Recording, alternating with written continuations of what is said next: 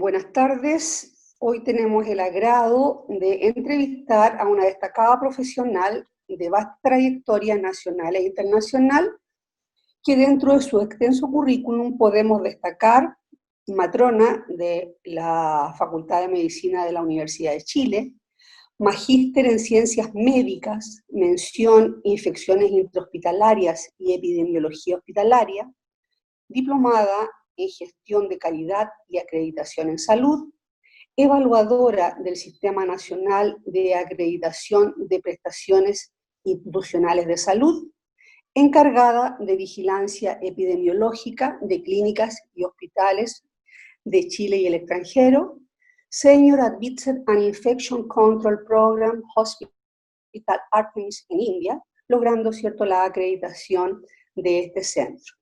Encargada de vigilancia epidemiológica de clínicas y hospitales de Chile y el extranjero. Tenemos el agrado de tener con nosotros, a esta destacada profesional, Jenny Ulloa. Como Universidad SEC y la carrera de obstetricia y neonatología, te damos la más cordial bienvenida y agradecemos tu tiempo para conversar con nosotros. Así que bienvenida, Jenny. Nosotros en el ámbito de la vinculación con el medio, tenemos como objetivo fundamentalmente, educar a la población. Por lo tanto, por eso te hemos pedido estos minutos de tu tiempo, para que con tu experiencia nos expliques algunos conceptos que están muy presentes en la situación, que estamos viviendo con el COVID-19, y pedirte, que saludes a nuestra comunidad. Y nuestra primera pregunta es que nos expliques fundamentalmente a la comunidad qué es la epidemiología. Hola, mucho gusto de poder participar con la Universidad SEC y la vinculación con el medio. Bueno, la primera pregunta, cómo definir qué es epidemiología, en palabras simples, puedo decirles que es una ciencia, ¿no es cierto?, que se preocupa de investigar cuál es el comportamiento de las enfermedades infecciosas y no infecciosas que afectan tanto al hombre como a los animales. En este caso en particular, yo como profesional de la salud, mi profesión matrona, me enfoco en la salud de la población humana y especialmente mujeres y niños. Dentro de la experiencia que he logrado tener, he podido desarrollar roles como epidemióloga de campo en la Seremia de Salud, donde además tuve a cargo la vigilancia de algunas enfermedades infecciosas tales como el sarampión, la parotiditis, ¿no es cierto?, el virus Anta y otras más.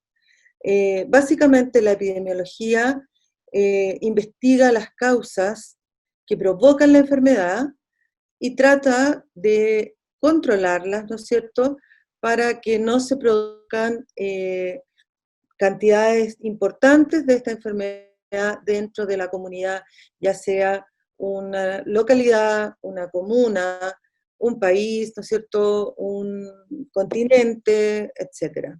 Eso, Adriana. Gracias, Jenny.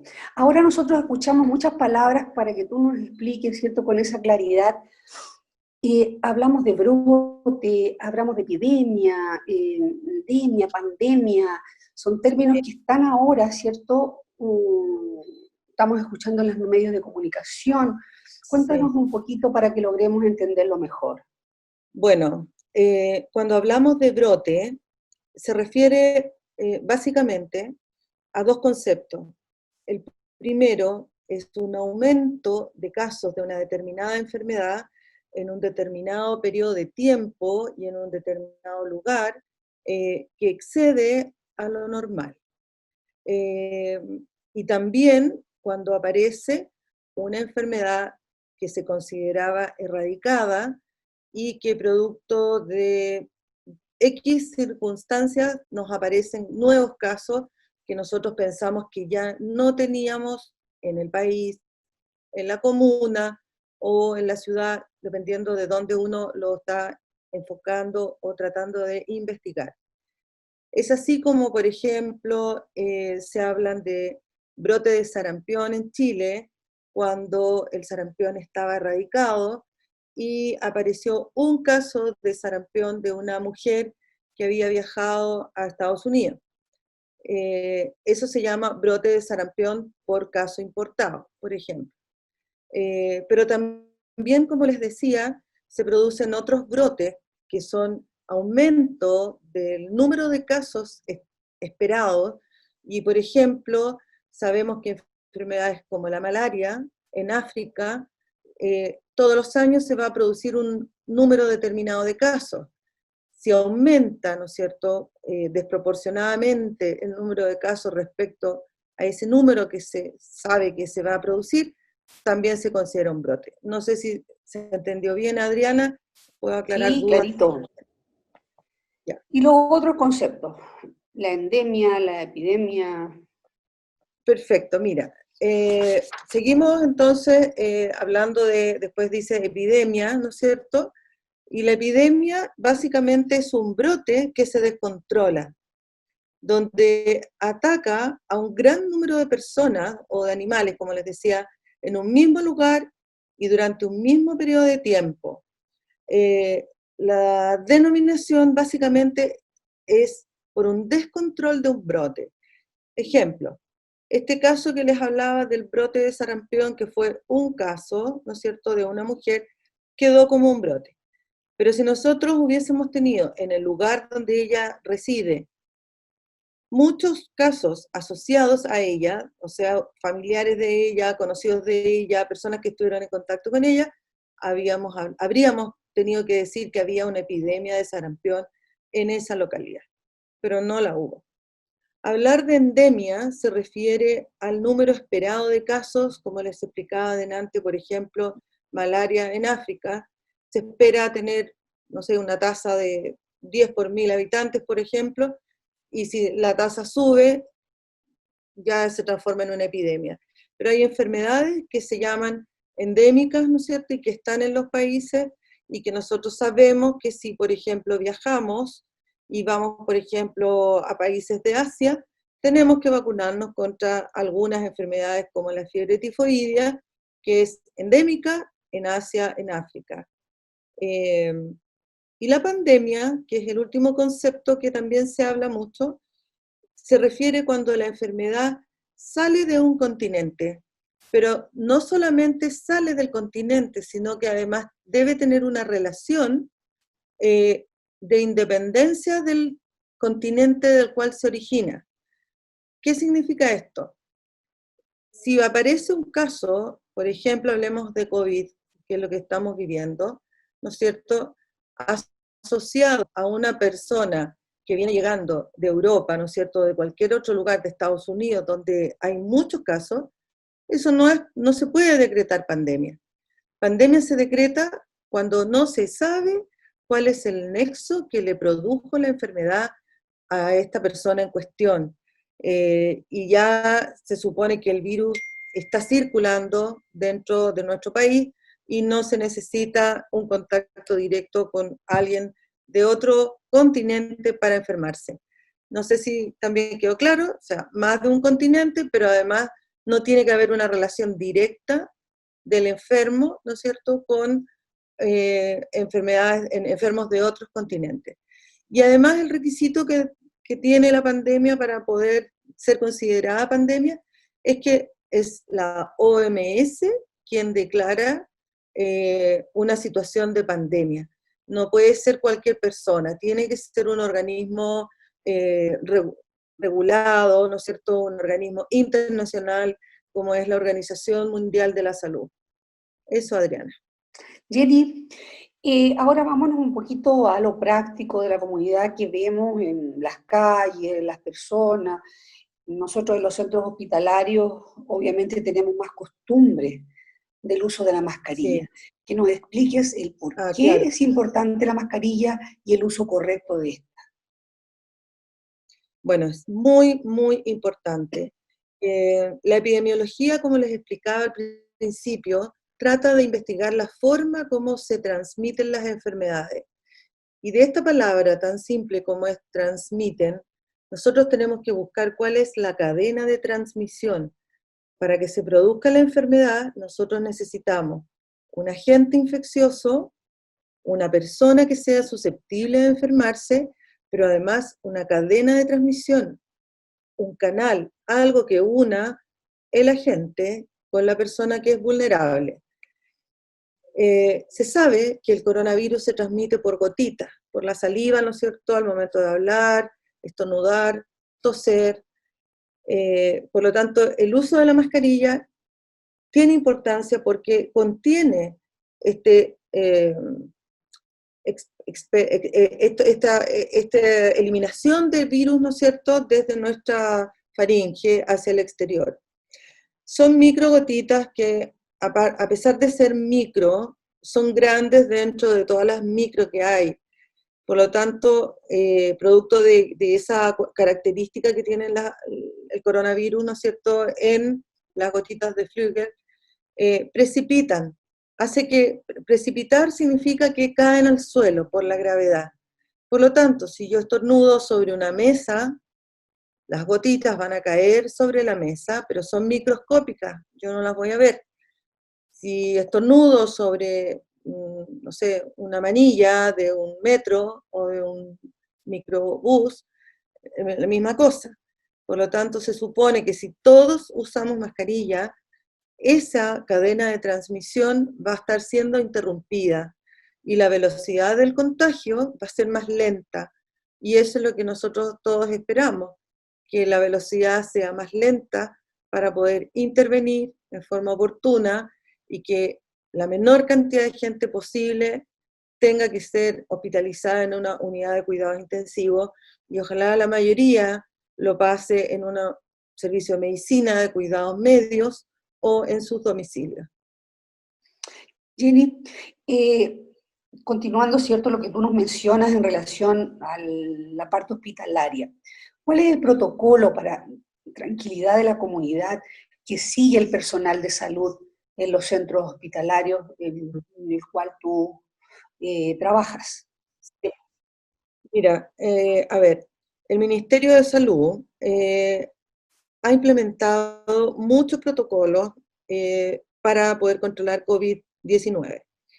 Pero hay un protocolo que es el paraguas para todos ellos, ¿no es cierto?, que son las famosas precauciones estándar y las prácticas de aislamiento, que es un documento que está vigente en el país desde hace 30 años y ha ido, ¿no es cierto?, actualizándose de acuerdo a los nuevos agentes y a cómo se comportan las enfermedades hoy en día. Antiguamente se llamaban las precauciones universales, hoy día se llaman precauciones estándar, porque nosotros cuando nos enfrentamos a un paciente nunca sabemos si está enfermo o no está enfermo, porque puede estar incubando o puede ser un asintomático.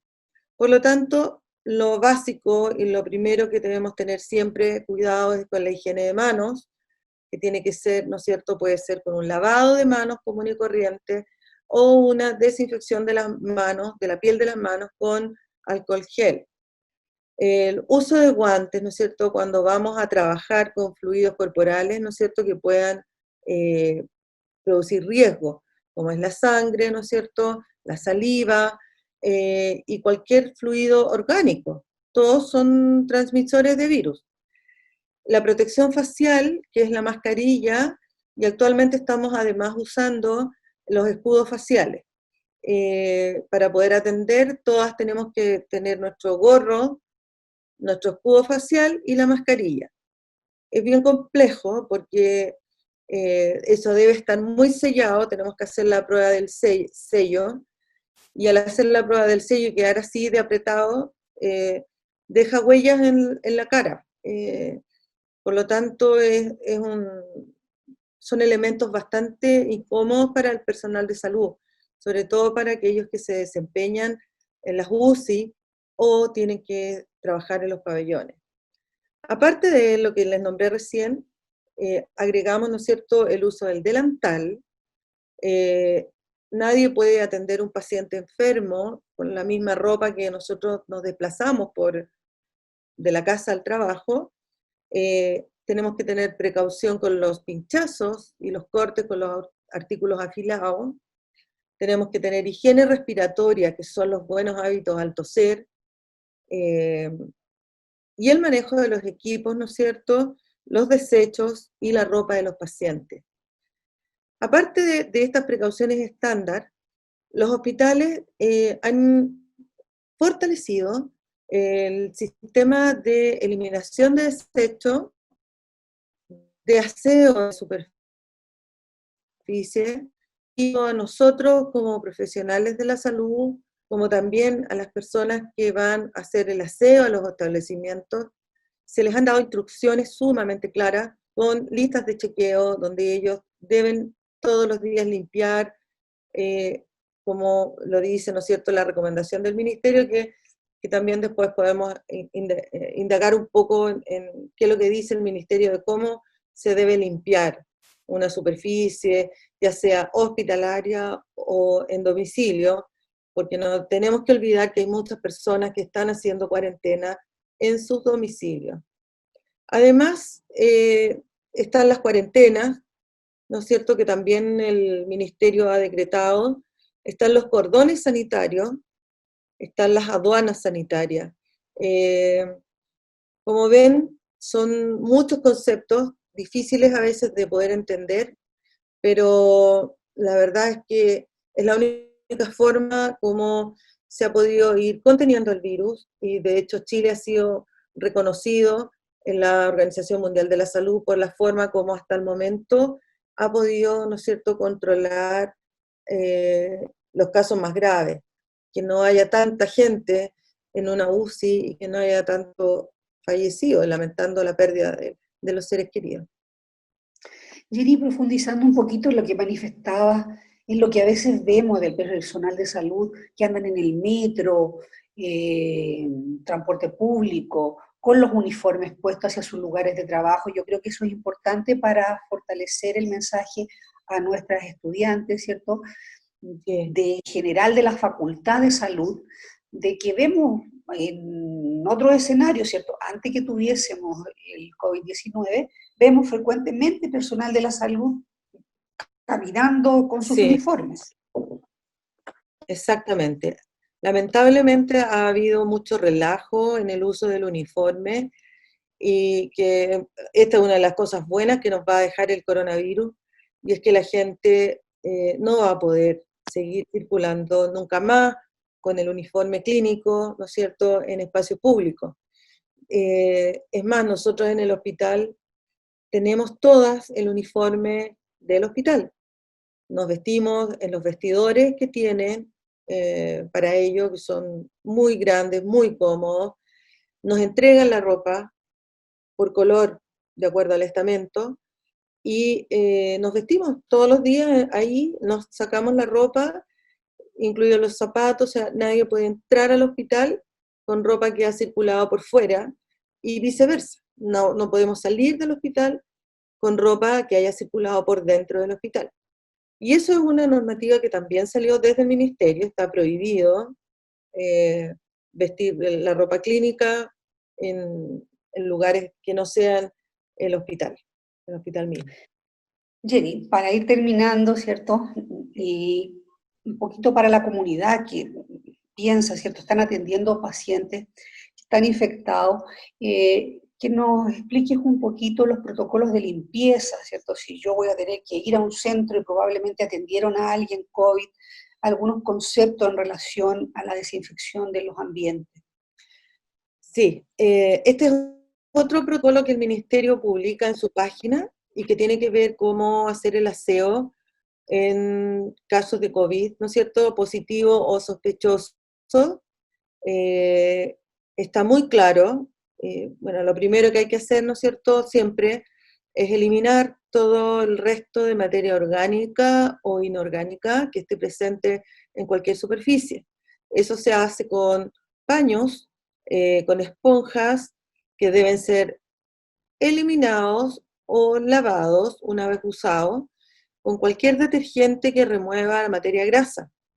Una vez hecho esta remoción simple, ya sea, como les digo, del polvo, que eso es inorgánico, o materia orgánica, restos de comida, ¿no es cierto?, o restos de secreciones humanas, se procede a desinfectar puede ser con cloro o con alcohol al 70%. El cloro hay que tener mucha precaución porque la dilución que se indica es hipoclorito de sodio al 0,1%. ¿Qué significa eso?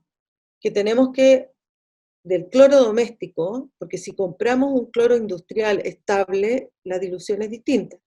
Pero el cloro doméstico son 20 cc de cloro por 1 litro de agua. Eso se puede colocar en un pulverizador y con el pulverizador se puede rociar superficies, ¿no es cierto?, pero lisas, inanimadas. No podemos, por ejemplo, rociar cartón, no podemos rociar tela, tampoco podemos rociar algodón. Es solo para superficies de escritorio, baño, cocina, muebles de cocina. Para aquellas superficies que son delicadas y que no se puede pasar cloro, como por ejemplo los computadores, se recomienda el uso de alcohol al 70%, ¿ya? Para textiles como ropa de cama, toallas, sábanas o ropa de dormir, se recomienda lavar con agua caliente a 90-80 grados con cualquier detergente y enjuagar, ¿no es cierto?, por supuesto, muy bien con agua caliente. También se puede planchar la ropa como para darle un sello final, ¿no es cierto?, para terminar de desinfectar, pero bastaría con el agua caliente y que esto se seque al aire libre o en secadora. ¿Ya? Hay que siempre priorizar la limpieza de todas aquellas superficies que son comunes, como por ejemplo las manillas de las puertas y la taza del WC, ¿ya? Los escritorios, ¿no es cierto? Y lo otro importante son los elementos de protección personal que se deben siempre tener en la casa y que cuando se va a limpiar una superficie o un ambiente donde ha habido un paciente con un COVID positivo, hay que usar guantes de goma, ojalá hasta el codo, no los guantes quirúrgicos que se usan dentro de los hospitales, son guantes de goma hasta el codo, mascarilla, cualquier mascarilla, la quirúrgica sirve, las de tela también, y ojalá la ropa que se use también pueda ser lavada una vez que termine la persona de hacer el aseo. No debemos olvidar que este virus es altamente contagioso. No se necesita una gran cantidad de virus para enfermarse. Basta que estemos en contacto con una pequeña cantidad para que nosotros podamos enfermar si es que no estamos preparados. Eso es, querida Adriana. Agradecerte tu tiempo, ¿cierto? Como carrera de obstetricia y neonatología, tu gentileza para la Universidad SEC, un honor poder contar contigo. Y para cerrar, que le dejo un mensaje a los futuros profesionales de la universidad como facultad de salud, ¿cierto? Que tenemos nutrición, kinesiología, terapia ocupacional, nutrición, fonoaudiología, ¿cierto? Que forman nuestra facultad.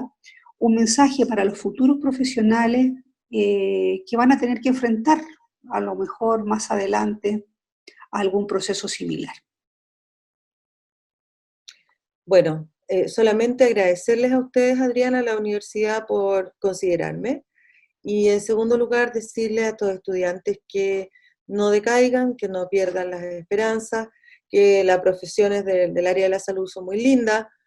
Toda la vida nosotras nos tenemos que mantener estudiando y perfeccionándonos día a día, y que uno no termina nunca de aprender todo.